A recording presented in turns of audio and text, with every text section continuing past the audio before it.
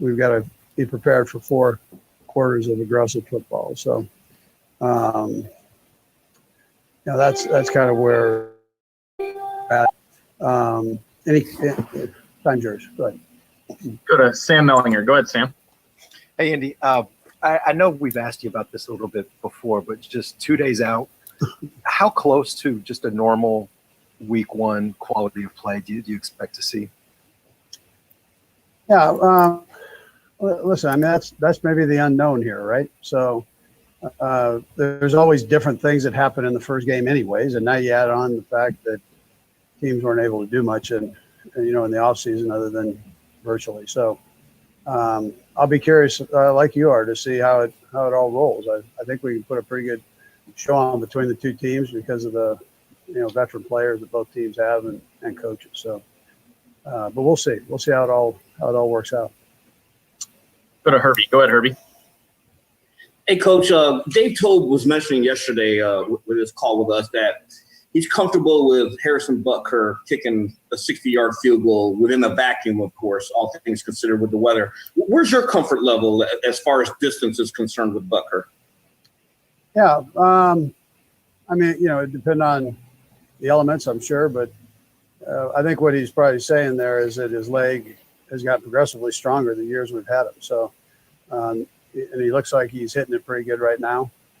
We'll see on game day, what develops. I mean, we always kind of do a marking there of where the cutoff point is. So we'll see how he does. Go to Adam Teicher. Go ahead, Adam. Hey, Andy, just wondering whether the things on your list of concerns this year are any different than any other year, or are there maybe some COVID-related things? Just what might be some things this year that are different on your list of concerns, or are there any? No, I mean, no, there's really not. I mean, we, other than wearing a mask and a face shield, it's like a game, right? So no fans in the stands, or just a few fans. By the way, I'm looking forward to our fans being in there. I know they're going to be loud as get out. They're going to cover the all the areas of the stands, and so we need everybody hooting and hollering, man, the best they possibly can. It's a great challenge for the fans as it is for us playing. So, but we do look forward to having that stadium open there. Let's go to Matt Derrick. Go ahead, Matt.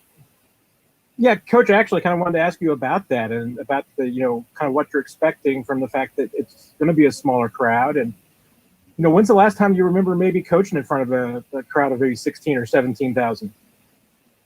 Oh, probably San Francisco State. I mean, we were on a good day. If we were playing UC Davis, we would, have that. But it's been a while since that's taken place. But I think it's unique. I mean, I know they're going to be loud. That's the one thing I do know, because they had like I mentioned the other day, they had the ultimate jump ball just to get in to the stadium. So, however that was picked, I know. They'll be revved up and ready to go. So, but yeah, I'd probably say San Francisco State. It's like we've got 2 more hands up, Coach. Let's start with Darren, and we'll finish with Seren. Go ahead, Darren. Hey, Coach. Good afternoon to you. Just curious. Now that you've won a Super Bowl, you're going into Thursday night's game. Have you had a chance to maybe reflect on your entire coaching career, and now that you've gotten over the hump, maybe think about, well, if I'd have done this, I might have more than one Super Bowl title, just, how the ball falls out. And then also just your thoughts on Kareem Hunt's contract extension and Dustin Coker getting a chance to, continue on with his career. Yeah, I mean, if I could have been a little more of a Promethean coach, I would have been okay. But I've tried to work hard at that, and, try to keep it fresh and creative and original as we possibly can. But listen, I don't go back. I don't. I let you guys do all that. I try to keep moving forward the best way we can, and I just feel like you, all of you guys. I think we're all honored to be able to either cover the National Football League or be a part of it. So I love every minute of it. Yeah. Let's go to Seren Petra. Go ahead, Seren. Coach, week one always presents some challenges. You've got a great record. You've only lost once in week one here. Well, you got a great record across the board. So I don't know that it maybe really stands out. But for you, there's obviously different challenges in that week one. What does make it so much more difficult for people? And then I'm curious if just on top of that, you know, the whole COVID thing and everything that's gone on, do you get a sense that it's going to magnify the better teams? In other words, like if you're good, you're going to separate from the pack even more, or is it going to kind of blur the lines and maybe bring people closer together and create more of a mediocrity type thing? No, that's a good question. I don't know the answer to it. We're so focused in on just trying to make sure that every play that we run, you know, is productive, and they're focused in on every play we run not to be productive. So, and vice versa when you talk about our defense. So, who knows? Who knows how that works or why, you know, the record or any of that has worked. We're focused in on this game, and you guys are asking me a lot of questions that I don't like to delve into, and that's the past, because right when you do that in this business, it kicks you right in the tail. So you got to move forward, and you're only as good as your next game or play, and that's just how it is. And that's the name of this game. Coach, we appreciate your time today. Thank you. All right, guys. Thank you. Appreciate you. All right, guys, hang tight. Looks like we got Willie Gay coming up next.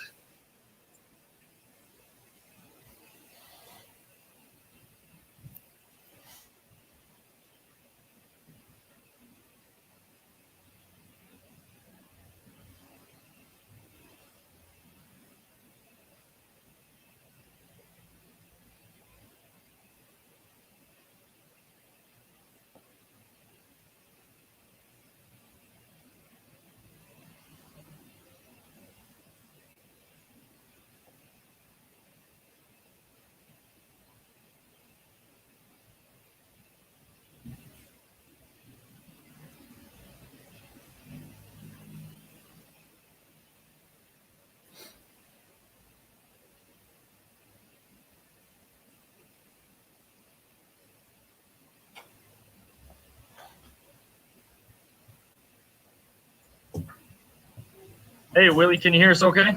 Yes, sir. I hear you. Beautiful. Well, if you're ready to get started, we'll start with Pete Sweeney. Go ahead, Pete. Hey, Willie, thanks for taking some time with us. I was curious, in general, how has training camp gone, and how comfortable do you feel with the system going into the first game? Do you feel like you can play with confidence and not have to overthink too much? Oh, yeah, man. You know, training camp was great. You know, we all got better, and I feel like coming in without, you know, the OTAs and the rookie mini camp and all that, I feel like with just training camp that I'm in a good position and I can definitely play fast without thinking. So. Go to Nate Taylor. Go ahead, Nate. Hey, Willie, good to see you. I want to follow up there on Pete's question. Is there something that you can specifically identify that makes you feel most confident that you're ready for this sort of first game without having preseason to sort of ramp you up for this? Man, really, it's just like a everyday grind for me, man. I can't really point just a single thing out, but I'm just ready. I don't even know what to say. You know, I've been preparing since I landed in Kansas City. You know, and it's almost time now. Let's go to Sam McDowell. Go ahead, Sam. Hey, Willie. So talking to Coach Tom yesterday, you mentioned you're going to play on special teams. How have you embraced those roles? Oh, man, I love them. You know, just to be on the field is a big blessing for me. So defense, offense, special teams, man, they all important, you know. So to be able to say I'm going to be a big time player on special teams, it's great, you know, and I'm excited for that. Let's go to Seren Petra. Go ahead, Seren. Willie, and talking with some of the guys, some of the second-year guys, right, and asking them what's different now, to a man, they all kind of pointed to the fact that, you know, the first year, it's so much about going to the combine, right? So much about getting ready, getting almost a different kind of training than it is football training. And they felt like they're much more equipped. Darwin Thompson said this, that they're much more equipped to play football, that they're in better football shape. You know, I don't suppose they would have said that sitting there year one, right? In where you are. So I'm just curious, looking at that view, what kind of shape do you think you're in? Do you feel like you've had time to adequately prepare to be in football shape? Or are you still kind of in that workout combine shape? Oh yeah, well, man, we've been practicing for a long time now, and training camp was long. Of course, everyone knows that. So every single day of practice, you know, you run hard and every single play. And of course, I'm a special teams guy, so I mean, you got as many plays as possible to run and get your work in, and so that really helps when game time comes. Let's go to Matt Derrick. Go ahead, Matt. Hey, Willie, I'm just curious, what do you remember about your first game at Mississippi State and getting out there on the field and kind of the emotions that were going through your mind that day? Man, I still remember my first interview after that game, so it's crazy you asked. But, man, I just remember my first play on defense, like just seeing the student section and just, like, dreaming of that moment before, and now I'm living it, kind of like it's going to be this Thursday. So it's special for sure. Adam Teicher. Go ahead, Adam. Hey, Willie, a couple things. First of all, how much are you expecting to play on Thursday night on defense? And also, what do you remember from that interview you just talked about, that interview after your first game at Mississippi State? Well, I'm going to play as much as Coach Spags, allows me to. And whenever he puts me on the field, man, I'm going to be there. So that's all I can really say on that. And about that interview, they was really just asking me how did it feel to get my first action in the SEC and as a college player, and really it's gonna feel just like this Thursday. I'm excited right now, a little nervous, because it's just a new scene for me, and but really ready to just get going and get this NFL career off to a good start. It's like we've got a couple more hands up. We'll go Karen and then Seren. Go ahead, Karen. Hi, Willie. Can you hear me okay? Yes, ma'am. Oh, okay, great. I'm having trouble with my computer, so just want to be sure you can hear me. Question is, Coach said there's so much unknown about this first game because of the virus and just because of all that. But here you are, and normally we would ask you, are you excited about the Arrowhead experience? Are you excited about what you've heard about that? You're with the Super Bowl team, but all those things are different. You got 17,000 fans, and has any of that taken away from the excitement you expect to feel running out on that field, even though there's only 17,000 people in the stadium? Well, I'm just excited to be on the field with my team, and to finally get a chance to play in the NFL, But of course, I heard about the stadium and how rowdy it can get, and I love that kind of stuff. So, but to say that I can't play, with those fans in the stands this season, it hurts a little bit. But I'm still excited just as much. So let's go to Seren to close it out. Go ahead, Seren. Willie, I can't top that. I'm going to let you go. Yes, sir. Yes, sir. There it is. Willie, we appreciate your time, my friend. Thank you. Thank you. All right, guys, we got Clyde coming up next.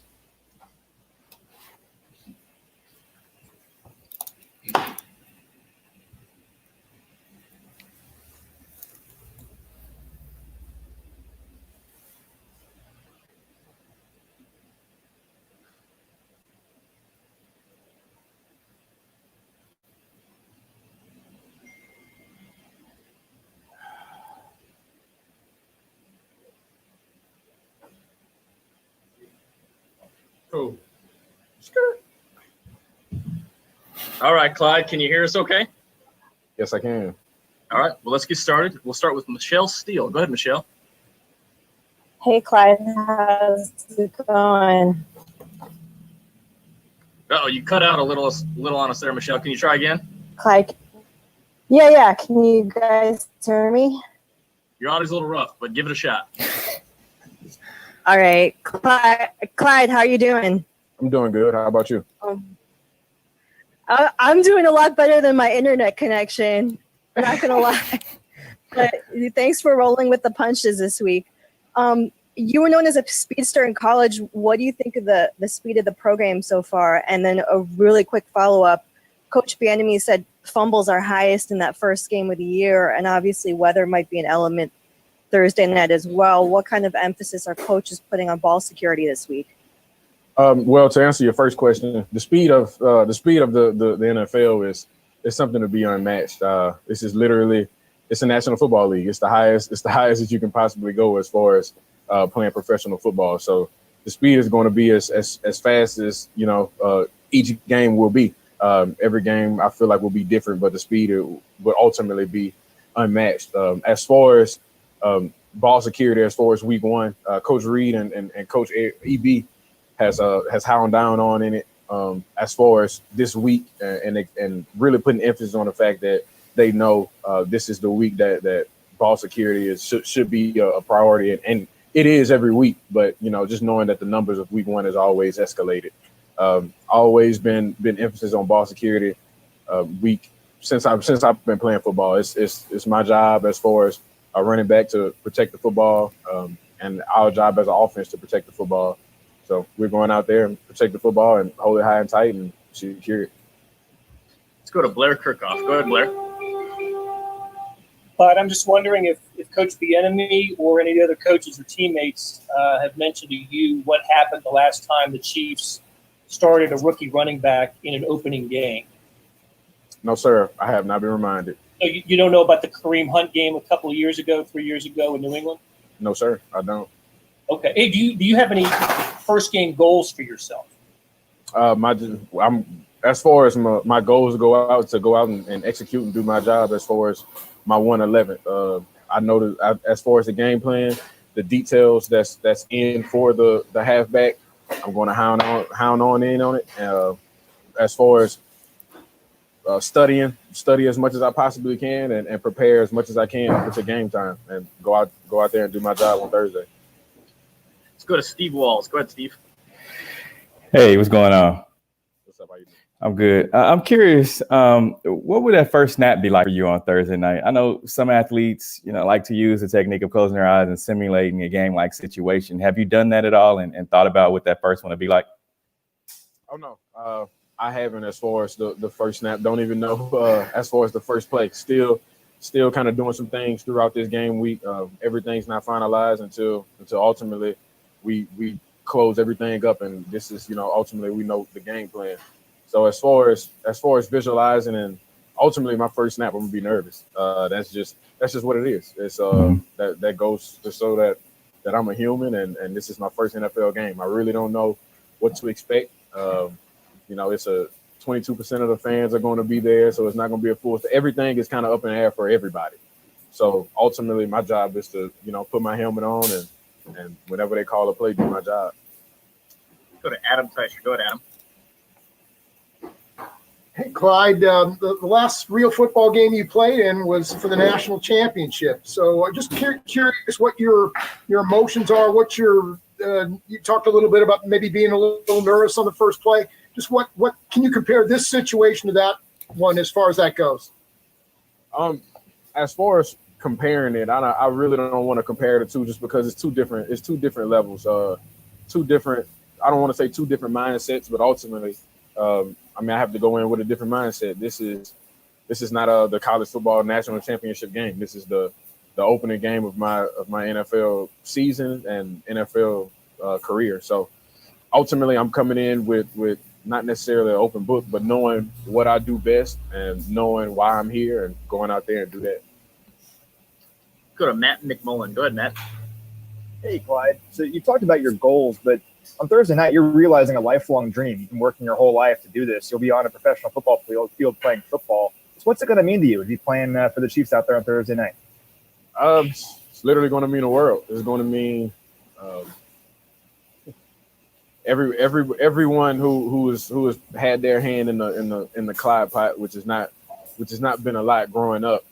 Just being from Baton Rouge and just understanding just the circumstance of coming out of Baton Rouge, Louisiana. It's for me, it's going to be important, but for the people that's around me that supported me the most and ultimately got me through just the hardships of growing up where I grew up at. Ultimately, I'm doing it for them. And personally, you can say you're doing it for yourself, but ultimately, it's the connections and everything that you make coming up in this profession. So ultimately, I just want to make those people happy. Let's go to Pete Sweeney. Go ahead, Pete. It could be just because of the circumstances of this year, but it just seems like both locally and nationally, you have one of the most highly anticipated debuts of all time. How have you been able to handle really just a lot of this noise and hype going into what people are looking forward to watching in your game?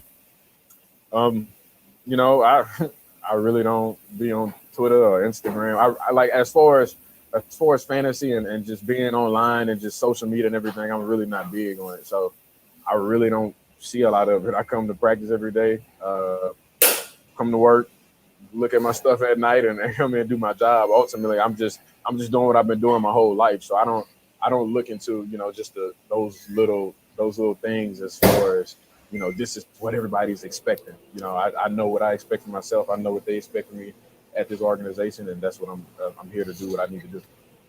Let's go to Seren Petra. Go ahead, Seren. Oh, try that. Got it? All right. G? All right, thanks, buddy. Clyde, I'm curious, have any of the vets, I know you mentioned the coaches a little bit talking to you, but is there any veteran combined giving you some advice, like who that is and what that advice is for the first game? And then secondarily, I know you're focused on this game, and that's where everything is. And you mentioned about the social media, but also going on right now, there are like a lot of running backs getting contracts, right? Alvin Kamara's in the news, Joe Mixon's getting it. I know you'd like to be there one day. Does that creep in, or are you paying attention to that while this is going on? As far as me paying attention to other guys and their what they have going on in their life, no, I'm not paying attention to it. I mean, I was in camp, guys getting, you know, contract and everything else, and I'm learning a playbook. So I'm not worried about everything else going on over the course of the league. I mean, I've only been here probably right at about officially here probably right at about a month and a half, 2 months. So as far as looking at everybody else's numbers, and I really wasn't concerned about it. First question, could you repeat it? Just any of the veterans. Has there been a veteran that's come by and given you some good advice about how it's going to change? You know, pros, college. They always said normally they tell you preseason is faster than, you know, college, and then it gets even faster and then faster in the playoffs. I'm just curious if, you know, you kind of had to skip that step. Is there any advice anyone's giving you? If I told you them like all the advice I've given, we'll be sitting here all day. I mean, I talked to Pat, talked to Daryl, talked to Sherm, I talked to D-Train, guys on defense. I talked to Tyron a lot as far as some of the things that he sees, the whole linebacker core as far as what they see in my run game. Talked to Chris Jones, some of the things that he sees from the defensive line standpoint, and the things that they see from me. Talked to Frank Clark. I mean, it's as far anything that I can get from everybody else that's pretty much going against me or can see the things that I'm doing, tendencies or anything. I try to get those outside perspectives so I can kind of mold my game into different little, you know, nuances and have people second guess all the things that I do. So ultimately, I've just been kind of getting a little nicks and knacks from everybody in the organization. Looks like we've got time for a couple more guys. Let's go Matt and then Karen to close out. Go ahead, Matt. Hey, Clyde, I was wondering if you could take us back to your first game at LSU and the feelings that you were going through that day, what was going through your mind, what stands out to you about that day? Ultimately, my first game at LSU, I was playing in New Orleans. I was playing BYU. My freshman year was 2017.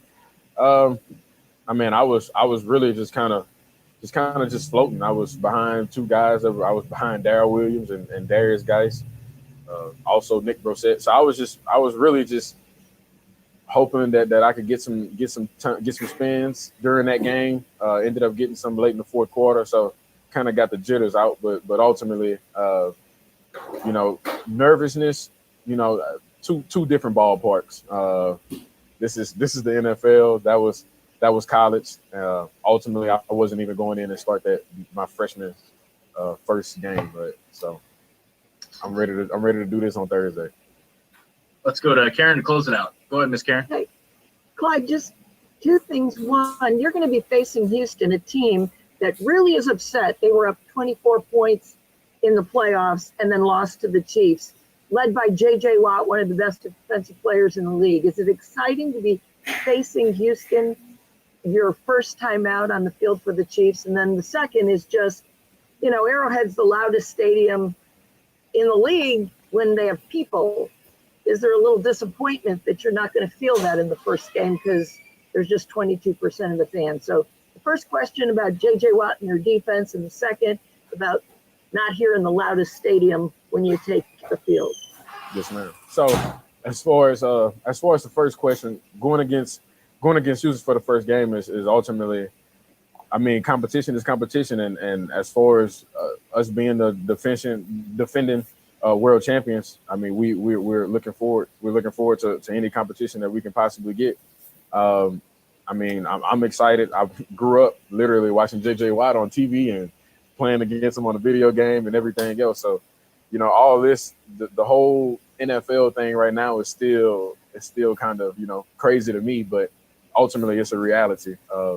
And then lastly, as far as the capacity of the stadium and understanding Chiefs Kingdom and how loud the stadium will be, I've never been to the stadium with the full crowd. So, you know, it's going to be a little weird with it not being 100% filled, but ultimately this would be my first time in the stadium with 22%. So as loud as it will get, that's the loudest that I would have ever heard it. So ultimately it's still, everything will be fresh and new to me. For some of those other vet guys, it'll be a little different to them, but for me, I'm still going to be in the moment. Clyde, we appreciate your time today. Thank you. Thank you so much. All right, guys, that is it for today.